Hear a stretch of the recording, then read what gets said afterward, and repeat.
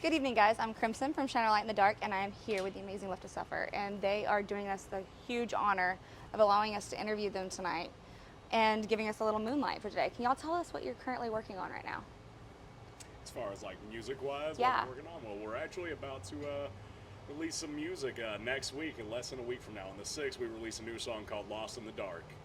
Oh, I love it. Yeah. So when is this video gonna air? It'll be aired right after that. Okay, perfect. So "Lost in the Dark" will have already been out, and that's first thing we're releasing of some more music. I don't know how much we can go ahead and put out there and disclose, but yeah, there's gonna be more than just "Lost in the Dark." Okay. Well, damn, I'm excited about that. Like, Yeah. that sounds amazing, guys. We'll also be playing that song tonight as well. We've been playing it all tour. Oh. Yeah, Right. so if you come to one of the shows, you get a sneak peek of some new music, as well as the Knicks tours too. So get a sneak peek at some new music if you come to some live shows. Yeah. Okay, awesome. I love that. Remember, guys, to support your live shows. That's how you keep your artists alive and keep them out here playing for you guys. It's the easiest and best way to support them, along with merch. So I guess my first question for y'all is I believe that music is like it's another entity all on its own. It never wants to misunderstand us or to judge us. It doesn't care who we are or where we're from. It doesn't care if we're rich, poor, black, white. None of those things matter to it. And as artists, y'all do a wonderful job at bringing people listening to your music into the world that you have created for them. What does the world y'all ultimately want to create look like? And what are some artists that created that world for you that you remember joining in and feeling safe? As far as like the overall vibe, a lot of inclusion, no singling people out, definitely that kind of vibe. Right. I mean, I think all of us being metalheads, like since a youngin', like we probably didn't fit in all that much with like the normal crowd kind of thing, and like I feel like as a kid you feel rejected, and you're like, it takes a long time to find that niche or find that group or whatever. And for I think most of us, it was music. That was where we got to feel like ourselves. So I know for me, bands like Slipknot, being in Yeah. a Slipknot mosh pit was one of the first times I ever felt like, oh man, we're around people that feel like I do. That's fucking Right. cool. Like I didn't feel like alienated for maybe the first time ever. So I think vibes like that, I think want to bring those kind of sense of community into it for sure. Yeah. One of the beautiful things about that sense of community is like, because I kind of was like that too. Like I felt ostracized most of my, and it takes forever, right, to fight back and like actually regain yourself after the world tells you all these bad things, and you have to like erase all the lies that society's actually told you about yourself, right? Like, and what's so fucked up about it is all the lies that it tells you are normally your best qualities. They're normally the parts of you that were actually really strong, that they were trying Yeah, to. your individualism, your Exactly. uniqueness. Yeah, how dare you? Exactly. One of the things I love about y'all's band, though, is that uniqueness and how it stands on it, and also the vulnerability. I believe that when we stand in our own authentic strength and we do us, right, and not somebody else, that it opens up a pathway for others to be themselves and to follow that path and to feel seen and heard. So one of my favorite songs is Feral on y'all's newest album. What was kind of the inspiration for that? And what is y'all's favorite song on the newest album to play live? As far as the inspiration for Feral, instrumentally, I feel like we just kind of went into that one wanting to make a heavy one with some groove to it. That's a lot of our overall vibe when we go into making the instrumentals. It's just like we want it to be as heavy as it can possibly be, but we want to have that bounce to it, that ride, you know what I mean? It's not just straight like black metal vibe or hardcore. Like we like to a little bit of metalcore, a little bit of deathcore, a little bit of new metal. Like just Yeah. we try and go through a couple different vibes throughout the song, and I think we definitely hit on like new metal, metalcore, deathcore, little darkness on that one instrumentally for sure. Yeah. Yeah, for that, the whole Feral record, we actually had stayed over at my house, and I live out in the country in Georgia. I barely even have internet reception, so we had been staying over there for like a day or two and just messing around with some demos. And I know we were just talking about wanting to start off with something that's just like aggressively heavy and creepy and just in your face, drivey. Yeah. And, so I remember that was definitely a little conversation about the start of it, and going into it. I think being able to all be together and jam out and write in that environment was pretty cool. It was definitely a little bit different than normal because all of our records have had some different methods to how we write, whether it be like some person brings a riff and it gets reworked, or we all write a song together, or like we jam a riff in the room together and then it becomes a song. You know, there have been all sorts of different methods, but that was the first time where we ever just kind of locked ourselves away, like, look, focusing on this and doing that. So I think that it just kind of created an energy in and of itself. For me, favorite song off of the Feral record, I don't know. I think probably Break the Fever, Consistent Suffering, because, I mean, Consistent Suffering is just such a fun one to sing along to. Yeah. Especially seeing it, we've been playing it on this tour as well, and seeing people scream the words along to us, even not just the singy parts, but like the really aggressive parts too. It's really fun to see. It's really super sick. But, you know, I got a little solo in Break the Fever, so I'm a little biased to that one. I'm about to say, to add on to all your comments you're saying about the song Feral, it's like, I remember too, like when we were writing that, it was like the first time we were all getting together for a couple weeks to actually write together to see how much we could come up with for the album. That was like the first song, and then I think every single one of us was stoked about that. And then it started like snowballing into other songs. Like I think we wrote Primitive Verge right after that, and then we wrote Break the Fever like right after that too. And we're just on a roll. As far as my personal favorite song goes, I would probably say either Disappoint Me or Consistent Suffering. Oh, yeah. Just because what I personally love about those two songs is that it's just very groovy, it's very fast, but it always seems like the vibe of like each part of the song changes pretty quickly. Right. Yeah. It keeps it interesting. Yeah, no, I love Disappoint Me too. That's one of my favorites. I'd say my favorite song is either Disappoint Me or Recluse. Okay. We played that one a good bit, and yeah, we're not playing it on this run, but that's one of my favorites to play for sure. Awesome. I'm gonna have to go with Artificial Anatomy is one of them because I like I love the crowd reaction. Everybody knows it. Everybody's screaming the words, and then I also like to play Recluse live. It's really bouncy. The riffs in it are really fun. It's pretty cool. So definitely those two as well. Awesome. I'm so excited to actually hear this tonight. As a therapist, I consider y'all my therapy so that I can go back and take care of my clients because y'all are my self-care, right? They say that the job of an artist, there's an old saying that says the job of an artist is like that of a lover, to awaken you to the parts of yourself that you never knew and to help you explore a world you never knew existed. And I think that that's so important, like especially like because like even though it's hard and it's heavy, there's still a lot of vulnerable content in there. Like I grew up in and out of foster care, so like emotional regulation was not very well for me, right? And so I had my daughter I had my son at 14 and my daughter at 16. And needless to say, I didn't teach her the best emotional regulation skills, right? But what's so cool is that she will come to me and she'll be like, Mom, this song, listen to it. I don't know how to say it. I don't even know the words anymore. But this song knows the words. This song knew me. And so for that one moment, she's like, there's at least one person on the other side of the struggle that I've been through. And as a therapist, I'm bound by space and time to one person per hour. But as musicians, even as we're talking right now, you could be having a massive group therapy session with people that y'all don't even know, but they are acutely aware of your music and how much it's helped them. And so a part of me has to ask, with that vulnerability, what advice do you have to those to stand into their own authentic? Because we're talking about a lot of metalheads, right? Like they are misunderstood and a lot of times they're not seen for who they are. What advice do you have for them to stand into their own authenticity? The feeling of I can't do it and the feeling of I shouldn't do it is all in your head. If it's something that you feel like you need to do that's going to give you purpose, that you're going to enjoy doing, just go forth. Like your people are out there, just keep looking. Like just do it. Straight up. Yeah. You just have to tell, as hard as it is, especially as someone who's always had my own mind yelling at me, like when other people are yelling at me, it just let it make you vindictive. Like, no, I'm gonna be me. I hate that you hate that I'm me. I love me. I'm me. Right? What's wrong with that? Just be you. As long as you're not hurting other people, you're not putting anyone in danger, just cast out that negativity. Like, it's just so not worth it. Exactly. It's like I was gonna say my advice would be just be unapologetically yourself.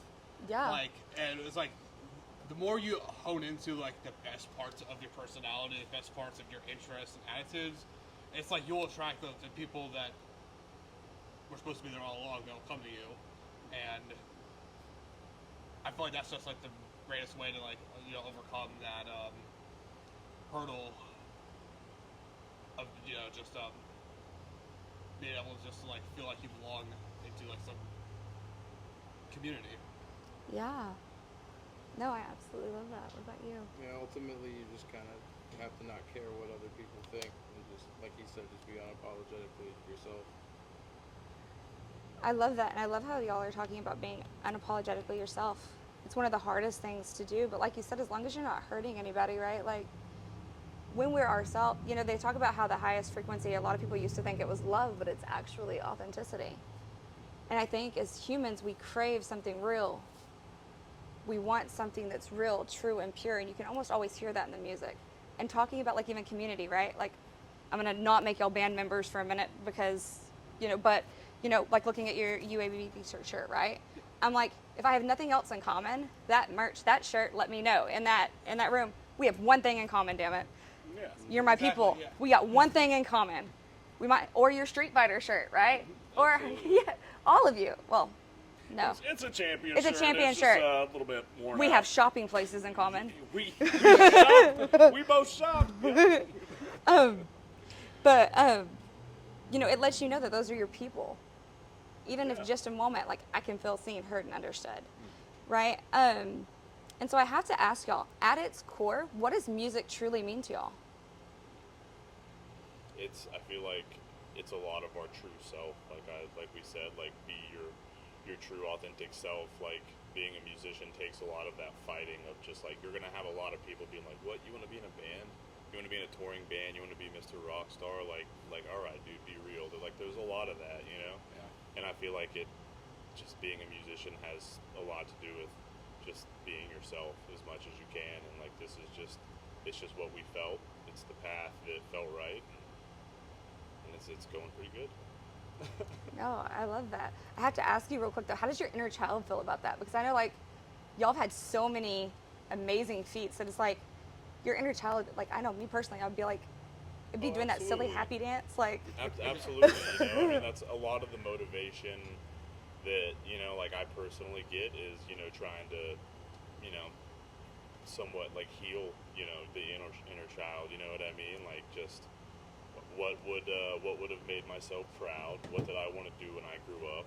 And like, it was this. It was I wanted to do this when I grew up. I went through a bunch of different walks of life as far as work. You know what I mean? But in the end, I was like definitely drawn to this. So Yeah. I feel like this was the true authentic self for sure. Oh, That's kind of what it's about.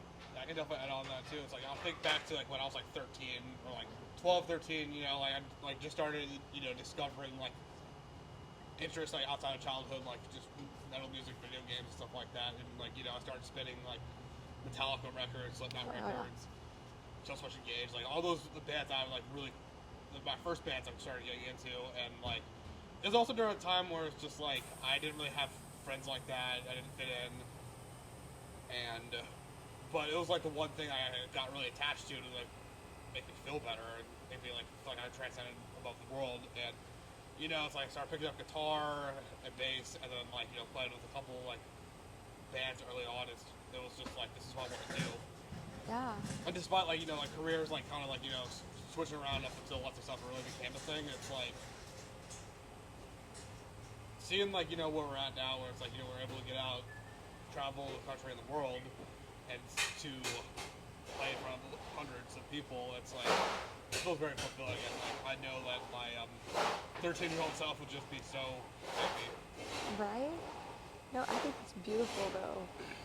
I think for me, music is kind of in a weird way almost religion at this point. I actually grew up really religious. I don't know if I've ever said this on an interview, but I used to be a youth leader in a church group, and now we say very different things than that on stage.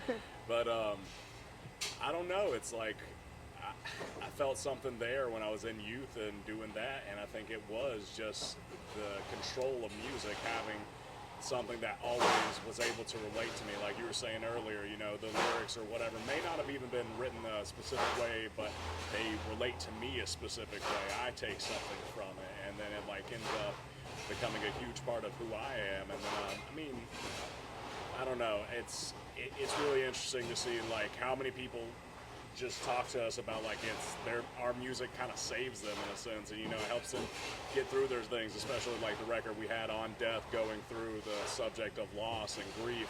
You know, everybody at some point in life experiences loss, experiences grief, and it's just funny that I feel like we're kind of in a weird way are taking people to church by letting them get through that bullshit, even though it's not about God. It's really interesting. It still kind of has that similar vibe in a weird way, you know? Yeah. It just feels really, really important and really more than just what we put into it. And as much as it means to us, like Pete was saying, this is all I've ever wanted to do.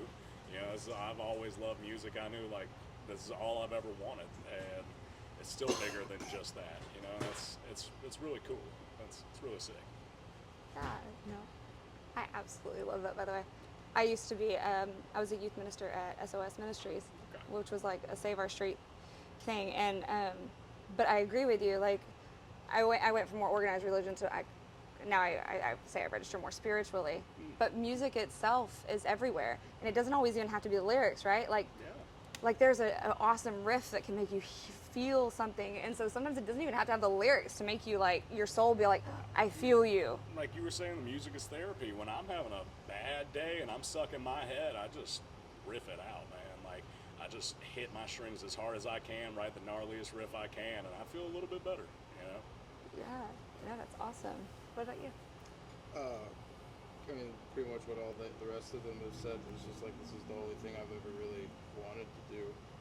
And, you know, at this point, we've pretty much crossed off like every goal I reasonably thought we could have attained, like when we started it, and since then it's only gotten more cool. We've only continued to like unlock more and more of like what we're going to be able to achieve.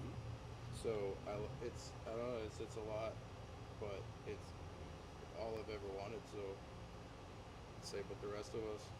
Yeah. No, I think that's so cool that you're talking about like how that bar keeps raising. Yeah, because I mean, I started playing in bands when I was like a kid, and like I never expected it to actually do anything at all. And then as soon as things started happening with us, real quickly it was like, oh, okay, we can shoot way higher than I ever thought was like possible, especially for the genre of music we play.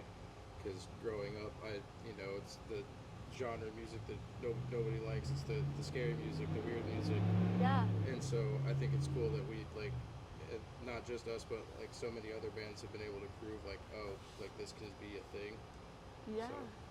Well, that's kind of where I got the company name, Shine a Light in the Dark, is I believe that each musician is actually shining a light in the dark for their specific listeners to find their way home back to their authentic self and to feel safe enough to actually stand and empower that in a world that's tried to lie to them so many ways to tell them that those things about themselves weren't good.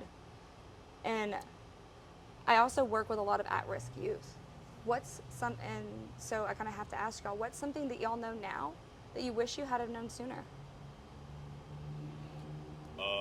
Definitely the get out of your head with the, like, people want to see you fail, the world's out to get you, you shouldn't do this because of the way other people are going to feel about it. Like that, I feel like that's something that stopped me from just kind of going head on into this at like a way younger age, because it just, the way most people perceive it is just impossible and childish and just honestly just like not like feasible way of just actually growing up and like, becoming a member of society. But Yeah. where there's a will, there's a way, I guess. So. There is, right? And y'all been pushing that. Like, y'all been, like, y'all are living proof that it exists and that you can do it if you really put that grit to it and don't listen, right? One thing I wish I knew younger, or that I wish I knew now when I was younger, would be probably something just it's okay to be a little over eager or over ambitious. That's a lot far better than trying to be the cool guy, than trying to be put on this facade. I don't care. Whatever works. Like, if it means something to you, it means something to you, whether that's a small decision or a big decision relative to your music group or your personal choices or whatever. I mean, it just, if it means something to you, it does. And, yeah. Thank you. Yeah, it's like kind of circles back to a lot of points we've made throughout this interview, where it's just like, honestly, it's like I want to tell my younger self, it's just like, who cares what other people think? Just do what you want to do, and just do the best you can. It's like, you know, it's like in my life, there's been people that have like try to persuade me or like, you know, say negative things about, like, you know, it's like it's trying to achieve being a musician, going down that path. It's just like it's very like it's childish and immature, like Peter was saying, but it's like at the same time, it's like, do you want to have that kind of company around? Yeah. And you know, over time, it's just like, you know, if people like kind of like have that attitude, it's like, you know, what are they doing for you? They're just like putting that energy in your ears, so you can just tune it out. What really helped you come to that space? I think I can't really explain how it, like, for me personally, where it's like I fell into just like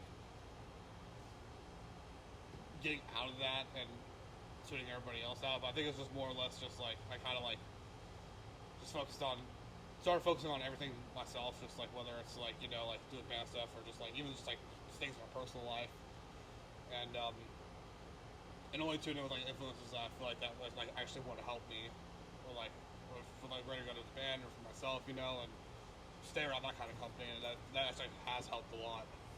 Yeah. No, that's beautiful. Thank you so much for sharing Yeah, of that. course. Ultimately, well, I guess what I wish I would have known, or it kind of all falls with what everyone else has said of like you can't give into what other people might tell you about stuff. Like if you know what you want to do, and it's like what you feel within yourself, then you need to pursue it and not let outside things blind you from doing what you actually need to do. Because there's definitely been plenty of times where I could have chosen to move away from doing this because of what other people have said, but you have to kind of just, no matter what it is, if it's music, anything, like you have to kind of just, if you have like the vision, you have to just keep pushing forward through it. Yeah, no, I completely agree. And so I kind of have to ask y'all too, what was that defining moment? Because we know that the starting up of a musician's hard, right? What was that defining moment for y'all that you're like, this is the hill I'm taking and this is the path I'm choosing? What was that like for y'all? I think that's a interesting one, because it's like there's For so many me, it moments. was the first show with the band, really, because they had already been a band for a while before I joined, but from the first show that we played post-COVID, from that moment on, I knew like, hey, this is gonna work. Was that the moment it became real? Mm-hmm. Because also with COVID and everything too, like nobody knew what was gonna happen when everything locked down. So, yeah, we were, I think, one of like the first shows back at the Masquerade in Atlanta at that time. So we got right back to it as quick as we could, pretty much. And for all of us, it was like, oh, all right, it's time to do the thing. Yeah. As far as the moment of, like, this is what I'm going to do with my life, I have to, was probably me selling a house and just deciding to invest and left to suffer. And then the moment of when, oh wow, this is like actually taking off, was whenever we started pulling up to shows and we're still loading in, getting ready, and the line's already forming. Oh, hell yeah. And we haven't even sound checked yet. You know, like that's like when that stuff started happening. It was like, whoa, we're doing it. We're playing shows now. Yeah. And y'all are kicking ass too. One of those defining moments that made me know I had to do something in music, that it was obtainable, was actually at a Summer Slaughter show at the old Masquerade. And I don't even know who the local band playing at the Hell part of it was. But I just saw these kids that looked like they couldn't be any older than 17, 18 up there just absolutely shredding and ripping it. And I'm like, they're my age, man. They're out here doing the thing I want to do. Why? I just paid money to come to this concert, and they're getting to sit there and play it and have a memory that they'll have forever. I'm like, I want that more than anything. I want that more than anything ever. So what's And, that memory that you've made, that you've had, that you're like, this is that memory that I kind of hold on to? oh shoot, there's been so many, but I think one of the first that really like made it feel like, okay, we're doing something, was when we played Bloodfest, and Matt from freaking Kublai Khan gave us a little shout out during them playing the Hammer, and he said, "Bitch, love to suffer, motherfucker." Like, just swag as hell, and we were like, did y'all hear that? And it's like, that was a big shout out from someone that like I looked up to a lot, that, you know, that Kublai Khan was huge for like how I was trying to build my riffs and the music that I was really into at that time. That was foundational, integral to, I feel like, Left to Suffer starting up and getting out there in like 2019. Yeah, that's awesome. Oh, yeah. I feel like there's like a couple moments where it's like, you know, where it's like what I put into like the project in terms of just like maybe the sacrifices where I'm like, all right, I'm all in on this, and then also with like moments where I'm like, wow, this is actually really sick. It's like cool to see the results. Like so when the band first started, I was still in my senior year of college, and I was about to graduate, and you know, I was doing pretty well with that. And then we got our first tour offer, and I was like, I'm gonna hold off on this, go on tour. COVID happened, and you know, it's like at the time I've definitely seen like, you know, growth of the band, like, you know, like we definitely have like, you know, gotten more success and getting like, you know, like a more nationwide response and even a little bit international too. But I remember it's like when we dropped Anger, Okay. the first single off of On Death, and see the reaction of that for the next couple of days, I was like, wow. Even that first day, Yeah. it was pretty like, oh shit. Yeah, it was definitely like that moment too, and then it's just like, just kind of like just kept snowballing and get bigger and bigger, and I'm like, this is what I want to do. You know, and I just want to say thank you, you know, for you guys doing that, and for all the healing impacts that y'all are having in people's lives, and just like, and how much you really help them. And so I kind of have a little bit of a funner question. It's not quite so deep, but if you could pick any other artistry, what kind of artistry would you pick? And if you could play any other instrument besides the one you currently play in the world, what would you play? I want to play the saxophone. Oh, awesome. Can't steal mine. I was thinking I would probably want to play the piano. Oh, awesome. Yeah, it's a piano. I think I would probably want to play the piano because it's the only other instrument I've really tried to learn, and like consistently every once in a while I'll pick up and be like, what can I learn and do? But I really want to learn to play the drums because you would think I'd have some sense of rhythm, but it's pretty bad. It's wild. Yeah, for me, it's drums. Like that's Like, I wish, bro. I'd like, what the What are y'all doing? Work together. It's like I'd be sitting in front of my computer, and when it comes to programming drums, I actually can think of like brain does decently good beats and stuff like that, and I can program on the computer. I'm like, wow, it's actually really cool, and it actually could be physically possible to play. But then it's like you put me behind a kit, I cannot coordinate my upper Brain don't limbs, do my it. lower limbs, like at all. They're like, no, we're not cooperating right I now. do with my hands. Double bass? Oh no way. So what other art form would y'all choose for your expression if you had to pick a different art form? I would want to be a painter. I'm a terrible Painter. painter. Me and my wife paint every once in a while, and it's some kindergarten shit on my level. But I would love to do that. I would love to get good at it. Yeah, I'd like to know how to paint or maybe like sculpt. Oh, cool. Yeah. I don't know, I would probably try and get into this piece represents this of life, and it's like something hanging, like dripping or something like that, like some kind of like weird abstract art, I would assume. Oh, that's But looking awesome. that's like a completely different universe. That's the only thing You know I what? can think of. Me Like, and Peter would actually just be designing Magic the Gathering cards. actually, Okay. we wouldn't be making the art, but we'd be just designing cards. Like, you know what'd be a cool ass Yeah. effect? This. I would work That's for cool. Wizards of these, because Oh, hell yeah. Yeah, actually, I haven't really thought about that one too far, but like sculpting, that sounds really sick. I'd love to do something like that. That's cool. So, and then I want to make sure I honor your guys' time. But where does the catharsis actually happen for y'all? From the beginning of we're writing the song to we're playing it together as a band to we're performing on stage all the way to it's released and out. I think, Where does like, catharsis happen? I think the biggest sense of it happens when we play a song that we've released and we hear the crowd say one of the lines or whatever Yeah. for the first time, and in a way where you, like everybody says it, and you're left just kind of whoa. Yeah. Like, Yeah, absolutely. I mean, when Loathe was the first song we ever had where people started screaming the words back at us, and that was on the run we did way back in 2019, our first little tour ever, and hearing people scream those words, we were like, did you hear that? Did you, Right. was somebody yelling the words? Do they know it? And it's crazy every time it happens, you know, even though you know people come to show up for your show, people buy tickets and they're like, oh, we love you, and it's like, I don't know, still, you just put out a song like 2-3 weeks ago and people already have it memorized and know it in their head like that. It feels Yeah. really, really powerful. It feels awesome.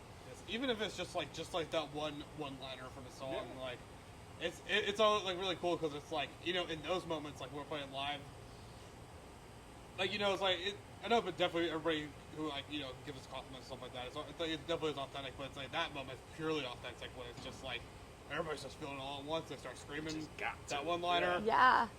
It was like the most, you know, we've seen this happen like a lot with, like, you know, other releases over the years, but like it was definitely the most extreme one. I feel like we last year went on tour with Chelsea Gren. We just put Disappoint Me out a week before that. Oh, yeah. Okay. And like So, the first couple of shows, it's like, Literally.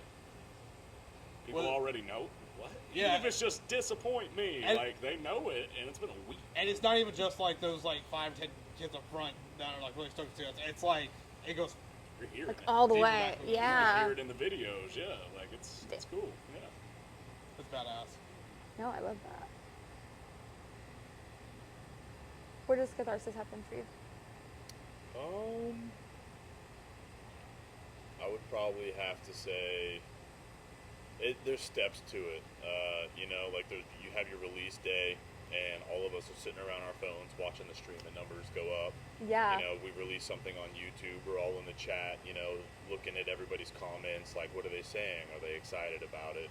And I feel like a little bit happens there, you know what I mean? And then you get a little bit more whenever we all get together and we bring the song to life, and then we're not all sitting in a studio and like, oh, we actually just jammed the song. It's like, okay, it's a real song now. Yeah. It's a whole thing. And then the next level, I guess, would be is like taking it on tour. You know, you see people, whether it be screaming the lyrics back. Some people, you know, come up to us like, oh, dude, what tuning do you play in? I'd love to learn, you know, this part of the song or this part of the song. And then, you know, they just ask a whole bunch of gear questions and stuff like that. And it's just like I feel like that's the final level of just like people are trying to do what we do because they were inspired by it. And Yeah. that's, you know, that's a big part of it for me, for sure. No, that's beautiful. I love that. And I really do, guys. I appreciate y'all's answers and y'all's authenticity and your vulnerability so much. So my last question for y'all is, I believe you can tell a lot about a person by what their current repeat song is. What is your current repeat song? Like on like Spotify. So let me- Just like, what's that song that keeps, you know, like, you know when you get like that small part of a song in your head and it just like keeps Dude, looping. it's a We have a satirical handful. song, and it's It's- I'm 5'7", but my I'm wife thinks 5'7". it's a My meme. wife think Yeah. I'm 5'9". So it's We have it's a a whole satirical lot of- song. We listen bad to too much songs satirical music play on all the the road, time. to be honest. Not We- like even good comedy. Like, Our whole life Real bad. consists of like seriously putting like our serious mental like into writing music. Yeah. So I feel like when we cut loose and we're like actually getting into it, it's satirical just so we can Bunch kind of of let loose and nonsense. not Yeah. take it so seriously for once. So Yeah. definitely the repeat stuff is the satirical music. It's a lot of that, dude. Oh, that's fucking awesome. I feel I like love the that. only song that I actually have been listening to on repeat is a Tory Lane song, like Lavender Sunshine or something like that I just found. I was like, this vibes. That's my homework tonight because I haven't heard that. Yeah, for me, it's like I've been kind of jumping around like what kind of music I've been listening to for like the last like, couple of years. It's like I think one band that like sticks out to me right now I've been really into is Fleshwater. Okay. It's more like a hardcore meets shoegaze meets like it's kind of more like pop punk. It's new metal. It's its own thing. Like it's really unique. Like Grab a bunch of genres out of a bucket. yeah, literally it is. So if I was going to listen to one song from them, which one would be the one you recommended? Kiss the Ladder. Kiss the Ladder? Yeah. Okay. So two, I got Lavender and Kiss the Ladder on my homework list. And I'm going to find the meme. So I got three. I got that. Look up, I'm 5'7", my wife thinks I'm 5'9". Look it I'm up. Okay. sure it'll come up. I've got to. What about you? God, what's that song? What's that song? that the 1056 dudes played all the time? Demons, but I can't remember the I can't artist. remember. There's one song that the dudes from 1056 played every day when we toured with them in Europe, and it's been constantly stuck in my head. Yeah, the song's called Demons. I can't remember the artist name. We'll have to get back to you with the artist to find it. But, Okay. Yes. Yeah, that one has Please. been stuck in my head. I love it because y'all give me new ideas for new music to listen to. And like it's almost like when people are sharing their music, they're sharing their heart. You know, and they're sharing a part of themselves. Right. I think a lot of people might not even expect, because I feel like everybody asks most metalheads, they're expecting to hear the newest, heaviest thing they've never heard of. Yeah. And half the time it's like, you've heard as just much heavy shit as I have, bro. Like, Right? Yeah. I'm just making some of it, a little bit. So I do want to make sure I honor your guys' time. So before we go, is there anything you want to let the audience know? Keep an eye out for the new music. Yeah. New Get music lost in the soon. dark if you There's haven't already. so much new music So coming out. So much. much. And so many tours. We don't stop. Like, we're touring a bunch and new music, and like, I want to tell you about all the tours and new music, but I can't. So, like, Yeah. just keep your eyes open and you will see all And of them. bring me and Peter Magic the We Gathering love cards. Magic cards. If I had known that, I would have brought y'all some down. It's a joke, but if Yes. he really does want to. It's our birthday tomorrow and the day after that. The day after that, the day after that. Always our Birthdays birthday. every day. Every day. Right? Next time I see you guys, I swear, Hell I'm yeah. bringing magic cards. That'd be so Bless. But one of you is going to have to teach me how to play, because I've always wanted to learn how to play Magic. I'm like a big World of Warcraft fan, Okay. And, like, okay. and I love like Hearthstone and like that kind of stuff. Okay, so if you But play of- Hearthstone, Yeah. then you You'll would grab get the it. concept decently fast. It's a little bit more than Hearthstone, but like Hearthstone is like, I would say, Magic the Gathering light. I was gonna say Okay. the light version. Yeah. The stack isn't like as complicated Yeah, when at you all. can activate stuff like that, and when you Yeah. have to activate stuff For like sure. that. But if you play it's similar. Hearthstone, It yeah. is very similar. Similar. Okay, awesome. My brother used to play Magic the Gathering, and now he only plays Hearthstone. So I've always wanted to play Magic, but I'm like, oh. Sometimes I'm like, I don't know if my comprehension skills are that good. it's a I'm lot. a big Half the video time gamer, we're but the playing video it. games, will normally do all the calculating for me. Fair. Yeah, you're right. No, you're right. What about you? What do you got for the listener? What I got the for the watcher? listener? Yeah, let's see. Got a lot. Like everyone's been saying too. It's like